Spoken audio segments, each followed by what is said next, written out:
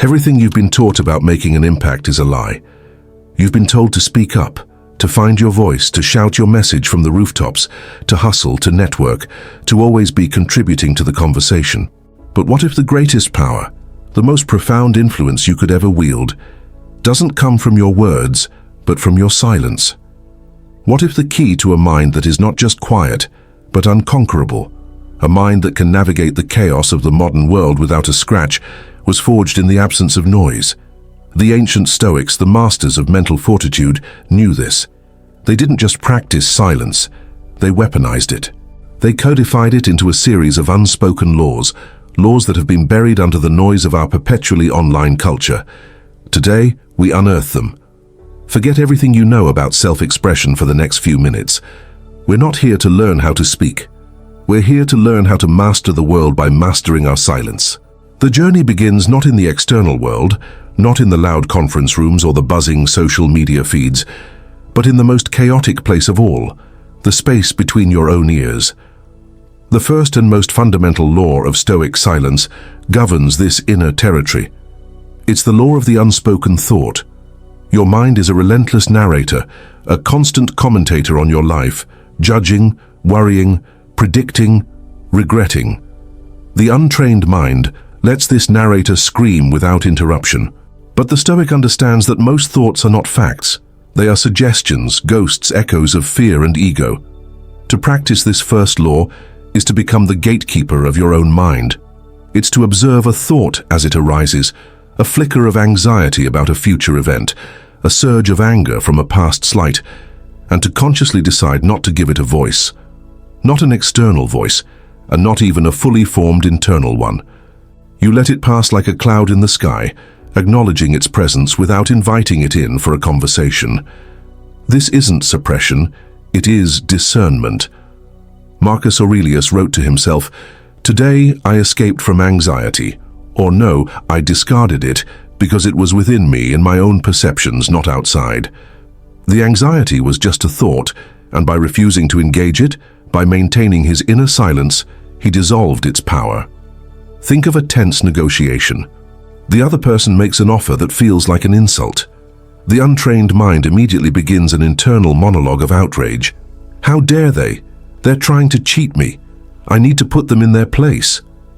This inner noise clouds judgment and leads to reactive emotional decisions.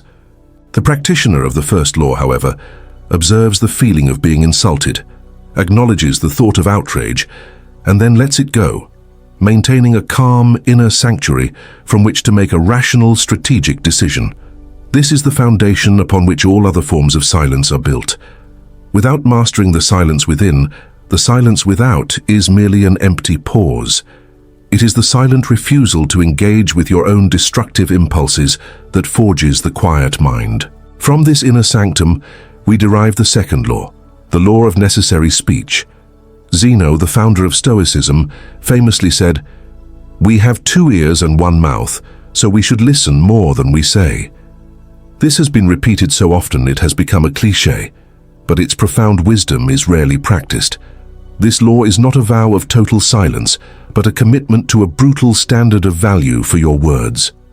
Before speaking, the Stoic asks a simple question: does what I am about to say improve upon the silence? Is it true? Is it kind? Is it necessary? Most of what we say, the casual gossip, the reflexive complaints, the vanity-driven anecdotes, the filler words to avoid a moment of quiet, would vanish under this scrutiny. This law transforms your speech from a cheap, abundant commodity into a rare and precious resource. When you speak only when it is a genuine improvement upon the silence, your words suddenly carry immense weight. People lean in. They listen. They know that what you are about to say matters because you have filtered it through a crucible of intention. This is the difference between noise and signal. Most communication is noise. The Stoic seeks to be the signal. You see, most people believe that listening is a passive act, a simple waiting period before it's their turn to talk again. This is a profound and common mistake. The Stoics knew something different. They understood that true listening, what we can call the third law of receptive silence, is one of the most active, even aggressive forms of intelligence gathering. When you are truly silent, when you are not formulating your rebuttal in your head but are instead fully absorbing the other person's words, their tone, their body language, you are not being passive. You are collecting data. You are seeing the world through their eyes, understanding their motivations, their fears, their hidden agendas. This isn't about being polite. It's a strategic advantage. While they are emptying their arsenal, revealing their position, you are conserving your energy, deepening your understanding, and preparing a response that is not just a reaction, but a precise and calculated maneuver. This is the secret of the master negotiator, the wise leader, the trusted friend. They don't just hear. They absorb reality through a disciplined, active silence. This active listening gives birth to the fourth law, the law of the strategic pause. In a world of instant replies and rapid-fire conversation, the person who is comfortable with a moment of silence holds all the cards. The strategic pause is a tool of immense power. When asked a difficult question, instead of rushing to fill the void with a half-formed answer, you pause. You hold eye contact. You let the silence hang in the air for a beat longer than is comfortable. Three things happen in this moment. First, you give yourself time to actually think, to access the wisdom of your quiet mind instead of the panic of your reactive lizard brain. Second, you communicate to the other person that you are taking their question seriously, affording it the respect of genuine consideration. And third, you subtly shift the power dynamic. The person who is unafraid of silence is perceived as more confident, more in control. It can unnerve an opponent. It can draw out more information as they rush to fill the void you've created. And it ensures that when you do finally speak, your words land with the force of a considered judgment, not the whisper of a hasty reaction.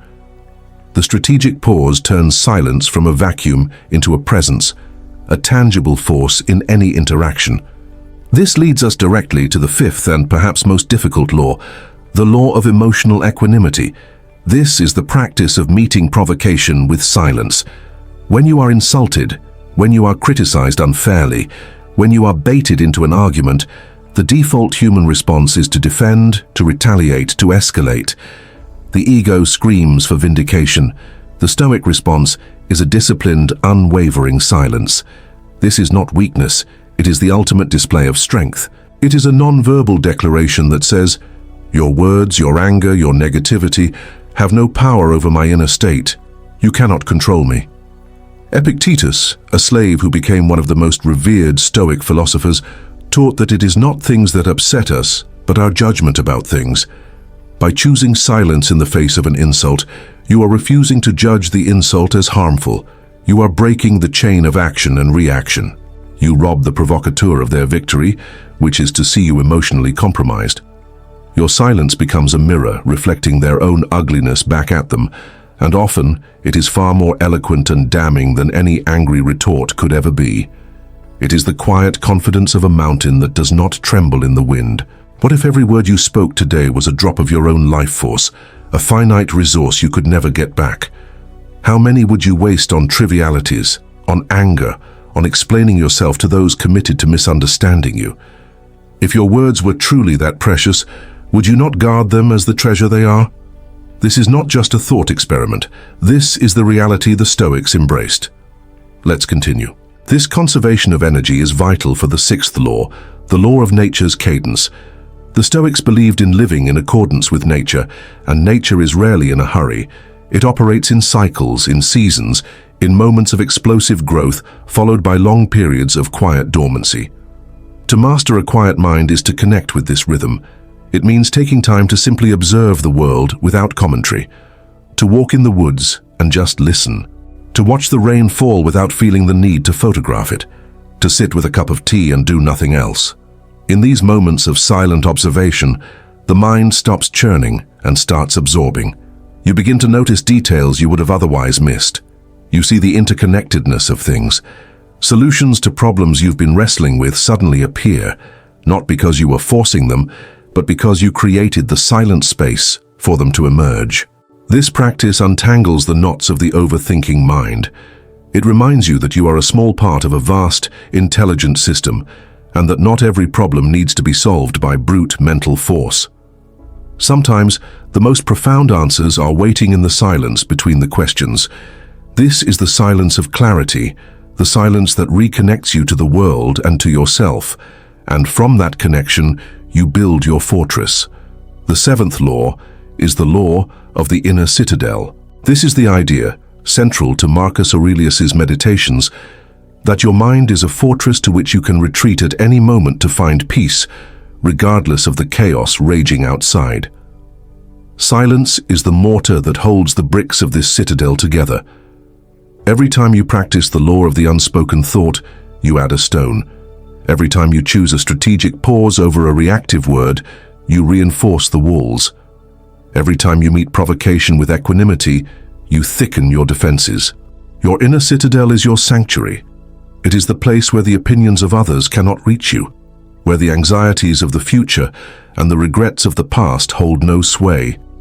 Cultivating this internal silence is a daily practice. It is the 5 minutes of quiet contemplation before the day begins, the moment of deep breathing when you feel overwhelmed, the conscious decision to unplug from the endless stream of information. It is the understanding that your peace of mind is your most valuable asset, and it cannot be outsourced. It must be built, stone by silent stone. Think of the executive who, in a moment of unchecked ego during a crucial board meeting, makes one sarcastic, unnecessary comment. He feels a brief flash of superiority, but that single sentence, that tiny burst of noise, shatters the trust in the room. A multi-million-dollar merger collapses, not because of the numbers, but because of a failure to master silence. He lost an empire for the price of a cheap joke. Conversely, consider the story of the quiet engineer in that same room who, after an hour of receptive silence, finally speaks. He offers not a complex monologue, but two simple, devastatingly insightful sentences that reframe the entire problem. He didn't win the argument by being the loudest. He won the war by choosing the perfect moment to break his silence. The difference between those two outcomes, between ruin and victory, wasn't intelligence or knowledge. It was the discipline of silence. This discipline is refined by the eighth law, the law of concise truth. When you do speak, when you have determined that it will improve upon the silence, your words must be direct, honest, and unadorned. The Stoic despises fluff, flattery, and obfuscation. It is a waste of that precious resource of speech. To speak with concise truth is to respect both yourself and the person you are speaking to. It shows you have done the hard work of thinking clearly, of distilling your thoughts down to their essential core. It is the difference between a sprawling, unfocused email and a short, direct memo that gets results. It's the confidence to say, "I don't know," instead of bluffing with jargon. This isn't about being blunt or rude. It's about clarity and efficiency. Clear thoughts lead to clear words. A quiet mind, uncluttered by noise, is the only place from which concise truth can truly originate. It is the final expression of a mind that has mastered itself. And finally, we arrive at the ninth and most profound law, the law of memento mori. This is the law of ultimate silence. The Stoics regularly contemplated their own mortality, not to be morbid, but to gain perspective. Reflecting on the great inevitable silence of death has a powerful clarifying effect on the small noises of life. The petty argument you had yesterday, the anxiety about a presentation next week, the desire for more followers, more recognition, more things, all of it becomes trivial in the face of your finitude. This contemplation is the ultimate tool for filtering out the insignificant. It compels you to ask, is this worth my limited time? Is this worth a piece of my finite life force? Often the answer is no, and in that no, you find a new, deeper silence. It is not an empty silence, but a rich one, filled with purpose. It quiets the ego and amplifies the soul. It forces you to focus only on what truly matters, to speak only the words that need to be spoken, to do only the deeds that need to be done. It is the silence of profound priority. So these are the laws. From the gatekeeping of your inner thoughts to the final perspective of mortality, they form a complete system for mastering not just silence, but your entire inner world. This isn't about being passive or unheard. It is about becoming so internally powerful, so grounded in your own quiet mind, that when you do choose to speak, your words shake the very ground people stand on. It's about trading the cheap currency of constant noise for the gold standard of intentional, powerful silence. If this resonated with you, subscribe and join us on this path of practical philosophy. The journey is just beginning. And if you think mastering silence is powerful, wait until you discover the one Stoic exercise designed to turn your greatest fears into your greatest advantages.